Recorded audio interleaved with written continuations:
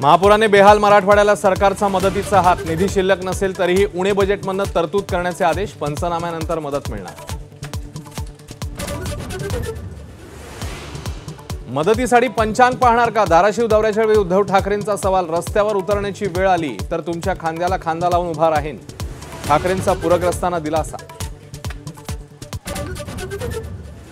पैशांचं सोंग आणता येत नाही, पूरग्रस्तांना निधीबाबत अजित पवारांचं वक्तव्य, दुसऱ्या दिवशी ही पाहणी तर सरकारने संवेदनशील राहावं, सुप्रिया सुळेंचा सल्ला।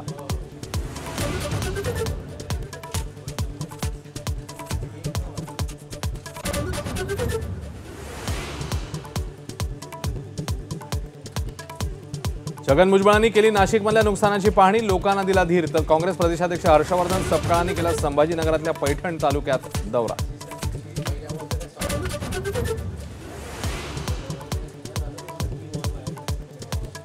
महाप्रलयानं आयुष्यही हिरावलं, बीडमध्ये 10 वर्षांचा मुलगा गेला वाहून, तर अहिल्यानगरमध्येही एकाचा मृत्यू।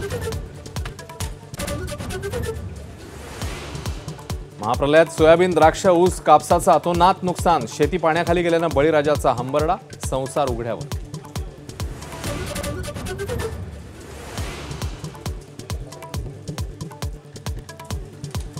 आर्थिक निकषावर आरक्षण मिळायला हवं, आरक्षणाच्या मुद्द्यावर अजित पवारांची प्रतिक्रिया, काही लोक जातीचं खूळ बसवत असल्याचंही वक्तव्य।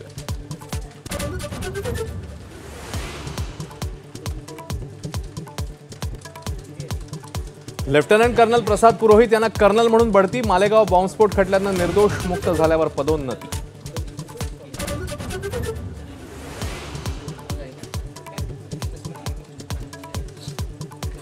नवरात्रीच्या चौथ्या माळेला करवीर निवासिनीची महाविद्या श्री मातंगी मातेच्या रूपात पूजा, तर पंढरपूरमधील रुक्मिणी माता सरस्वती रूपात सजली।